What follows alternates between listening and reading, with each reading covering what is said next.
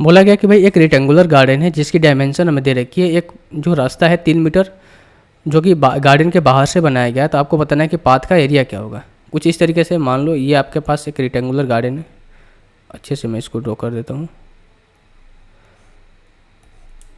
ये आपके पास एक रेक्टेंगुलर गार्डन है, ठीक है, इस तरीके से, और इसके बाहर में एक रास्ता बनाया गया है कुछ इस तरीके से, जिसके में विड्थ और लेंथ हमें दे रखा है।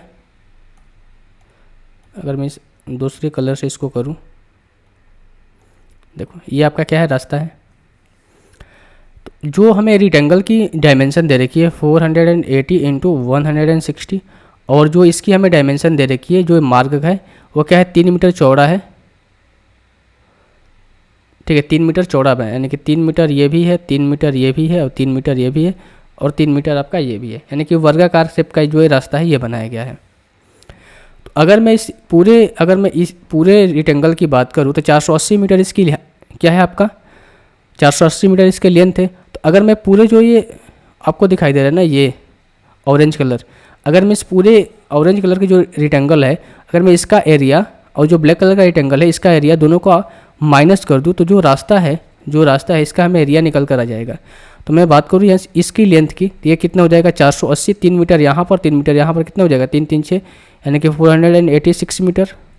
और इसकी मैं विड्थ की बात करूँ तो ये हो जाएगा 3 मीटर यहाँ पर, 3 मीटर यहाँ पर, यानी कि 166 मीटर।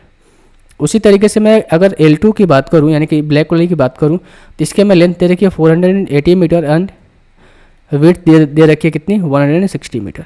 तो एरिया हम जानते हैं कि रेक्टेंगल का एरिया क्या होता है आपका, L इंटू बी होता है। तो अगर मैं इसको मल्टीप्लाई करूँगा, 486 इंटू 166, ये इसका वॉल्यूम आ गया पूरे का टोटल का है, ठीक है। और जो ब्लैक कलर का रेक्टेंगल है उसका मैं वॉल्यूम मैं बोल रहा हूँ, उसका मैं अगर एरिया निकालूंगा तो हो जाएगा 480 इंटू 160। अब इस जो बड़े वाला जो एरिया है उसमें से हम छोटे वाले एरिया को माइनस कर देंगे तो पाथ का एरिया हमें निकल कर आ जाएगा। तो हम अगर मैं डिजिट एंड सम का इस्तेमाल करूँ या फिर मैं लास्ट डिजिट कंसेप्ट देखो अगर मैं लास्ट में मल्टीप्लाई करूँगा 6 इंटू 6 कितना हो जाएगा, 36 का 6 हो जाएगा, और यहाँ पर क्या है 0 है लास्ट में। तो अगर आप ये हमें बताओ भाई कि अगर मैं 6 में से 0 को माइनस करूँगा तो क्या आएगा, 6 आएगा, ठीक है। 6 में से 0 को माइनस करूँगा तो क्या आएगा, 6 आएगा। तो हमें लास्ट डिजिट 6 चाहिए, 1 में नहीं है, 2 में नहीं है, ऑप्शन नंबर 3 और 4 को देखना है।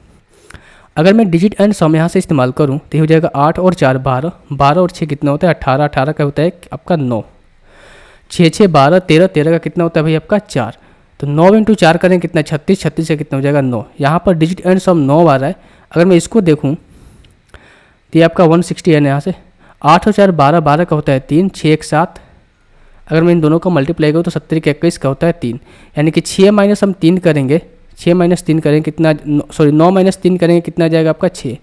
तो डिजिट एंड सम भी हमें कितना चाहिए, 6 चाहिए। अब देख लेते हैं किस में 6 आ रहा है, ये आपका 9 कटेगा, 7 2 9 कटेगा, इसमें 6 आ रहा है, यानी कि ये हमारा ऑप्शन हो सकता है पर कंफर्म नहीं है भाई। अब इसमें देख लेते हैं 8 दिन 11, 11 और 7 कितना होता है आपका 18 और प्लस 6 8 6 14, 24 4 2 6 इसमें भी आ रहा है, यानी कि 2 ऑप्शन में आप फंस सकते हैं भाई, 2 ऑप्शन में आप फंस सकते हैं। अब हम क्या करें, यहाँ से कुछ तो लॉजिक लगाना पड़ेगा। ऐसा करते हैं, पूरा मल्टीप्लाई कर तो करने वाला हूँ नहीं, लास्ट 2 डिजिट का हम देखते हैं, ठीक है। लास्ट 2 डिजिट, 2 चीज़ तो फेल हो गई। अगर मैं लास्ट 2 डिजिट देखता हूँ यहाँ से, ठीक है, या फिर ऐसा कुछ सिनेरियो बनना चाहिए 12 13 नहीं, ऐसा कुछ बन रहा है कि जो वैल्यू 4 से कट जाए, 4 से तो ये वैल्यू कट जाएगी, ये वैल्यू कट जाएगी। लास्ट 2 डिजिट देखते हैं, तो लास्ट 2 डिजिट क्या होता है 486 है और हमें मल्टीप्लाई करना है 166 से। इसका मल्टीप्लाई इससे करते हैं 6 6 36 के 6 3, और 8 6 48 और 6 6 36, 36 और 48 जोड़ेंगे 8 6 14 और 4 3 7 1 8, 8 प्लस कितना 87, यानी क्या हो जाएगा 7, 76 आ रहा है यहाँ पर। अगर मैं इसको देखूँ 480 एंड 160 को तो 0 हो जाएगा, ये भी 0, ये भी 0, ये भी 0, ये भी 0, यानी कि हम कह सकते हैं भाई 7 में से 0 जाएगा, कितना बचेगा 0 बचेगा, ठीक है।